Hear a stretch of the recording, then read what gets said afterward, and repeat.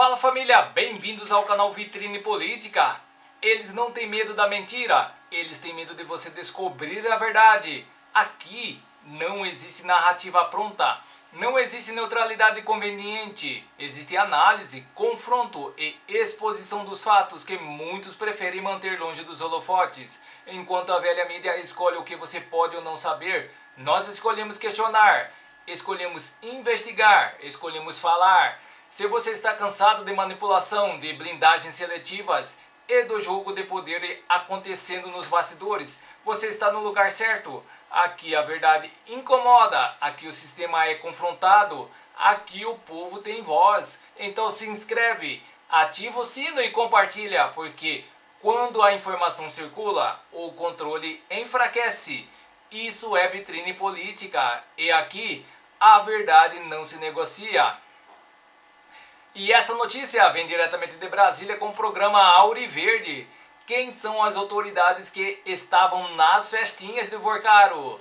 Assista esta matéria até o final para você entender melhor tudo sobre o que está ocorrendo. E vamos deixando os créditos na plataforma para o programa Auriverde. E não se esqueça de deixar o seu comentário e de dizer de qual cidade você vê esta matéria, para que possamos saber até onde está chegando a nossa audiência. Sem mais enrolações, vamos à matéria. Depois da viagem que fez a Bruxelas, na Bélgica, ele está de volta à programação do Jornal da... O nome dele é Adriano Castro, vulgo, meu amigo Didi Red Pill. Fala, meu rei! Vocês lembram daquelas festinhas tipo Bunda Lelê do senhor Daniel Vorcaro, dono do Banco Master? Pois é, festinhas essas que ficaram conhecidas como Cine Trancoso. Vocês lembram disso? Eu acho que todo mundo lembra, né? Porque todo mundo deve estar muito curioso para saber quem são as autoridades que estavam nessas festinhas, ou, pelo menos, dar uma bisbilhotada para ver se a gente consegue ver algum desses vídeos. Pois é, agora temos uma novidade.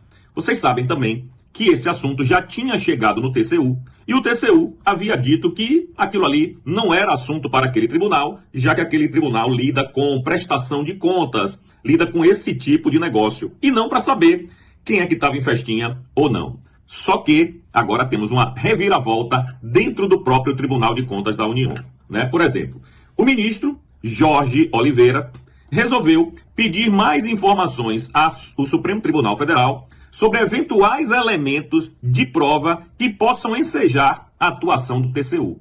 Ou seja, um caso que estava caminhando para o seu arquivamento foi ressuscitado pelo ministro Jorge Oliveira. Parece que ele está muito interessado em saber mais detalhes das festinhas do Cine Trancoso do Daniel Vorcaro.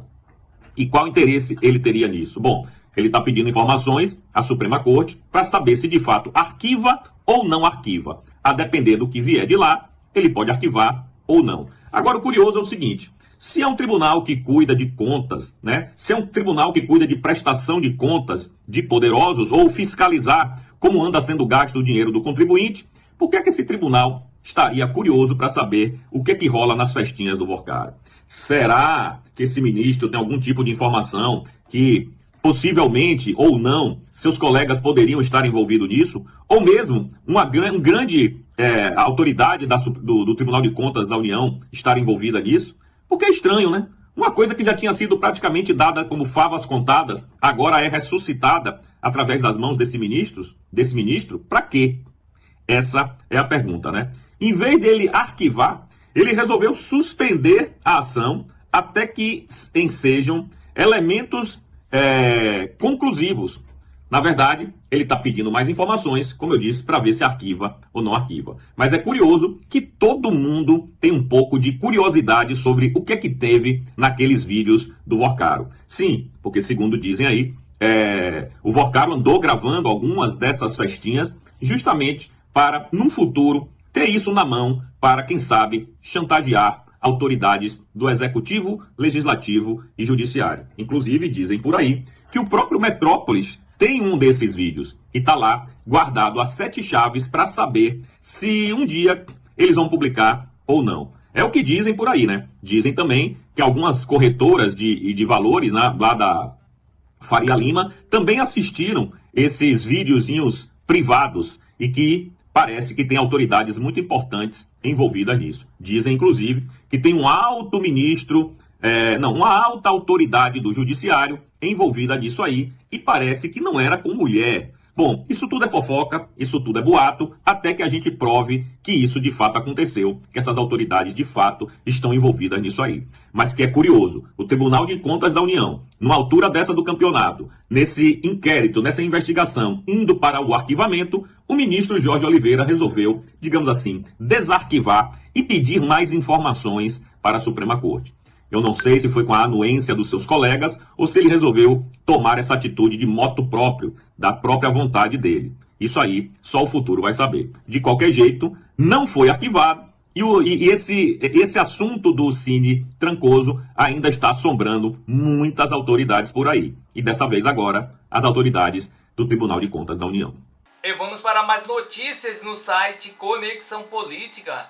Novo chefe da Guarda Revolucionária do Irã é procurado pela Interpol por atentado a AMIA na Argentina.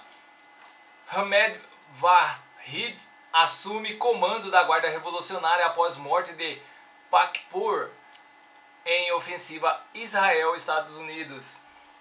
O regime iraniano nomeou Hamed Vahid como novo comandante da Guarda Revolucionária Islâmica após a morte de Mohammed, atingido no sábado durante a ofensiva coordenada entre Estados Unidos e Israel. O ataque também resultou na morte de 40 integrantes da cúpula do regime, incluindo o líder supremo Ali Khamenei. Aos 67 anos, Vahid assume o posto em meio à escala militar. Ele é alvo de alerta vermelho da Interpol como suspeito de participação no atentado de 18 de julho de 94 contra a Associação Mutual Israelita na Argentina, em Buenos Aires, que matou 85 pessoas e deixou mais de 300 feridas. Na época, comandava a Força Quds, braço paramilitar da Guarda Revolucionária responsável por operações externas. A justiça argentina apontou sua participação no planejamento do ataque. O atentado à AMIA é o mais letal da história da Argentina. A explosão destruiu a sede da entidade após a detonação de um furgão com cerca de 300 quilos de explosivos, conduzido por um homem-bomba vinculado ao Hezbollah. Vahid ocupou funções estratégicas no regime. Foi ministro da Defesa entre 2009 e 2013 durante o governo de Mohamed.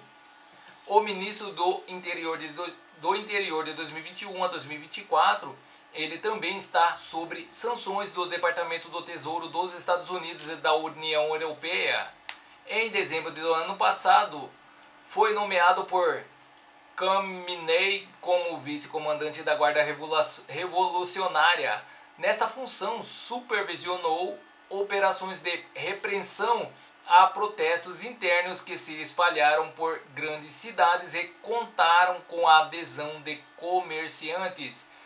Vahid liderou ações contra manifestações que tiveram início em setembro de 22, após a morte de Mohamed Amini, detida sob acusação de descumprir o código de vestimenta imposto pelo regime.